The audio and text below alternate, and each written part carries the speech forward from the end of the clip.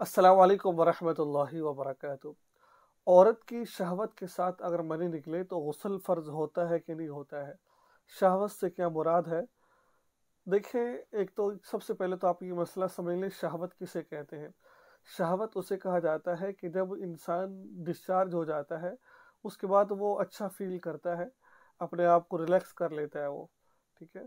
तो जैसे मर्द हजरात हैं, वो डिस्चार्ज हो जाते हैं, उनके आला तनासुल जो होती है, जो शर्मगाह होती है, वो सुकड़ जाती है। ठीक है, उसमें सख्ती कम हो जाती है। और जो औरतें होती हैं, उनका जिस्म ठंडा हो जाता है। इसको कहते हैं डिस्चार्ज होना। ठीक है। और दूसरे नंबर पर जो ये यानी कि डिस्चार्ज होना है, इसको कहते हैं। एक दूसरे नंबर पर मर्जी होती है। बाज़ दफ़ा इंसान किसी गलत चीज़ को देख रहा होता है, गलत तरफ निगाह कर रहा होता है, उस वक़्त लेसदार पानी निकल रहा होता है, लेकिन उससे शहावत बढ़ रही होती है, लेकिन उसको मनी नहीं कहेंगे, वो शहावत नहीं है। हाँ, जब तक मुकम्मल डिस्चार्ज ना हो जाए इंसान के, जब बंदा डिस्चार्ज होता है तो लंबाई में उसकी मनी गिरती है, और तो गोलाई में मनी गिरती हो रही होती है। तो ये चीज़ मैं आपके सामने बयान करना चाह रहा हूँ मैं।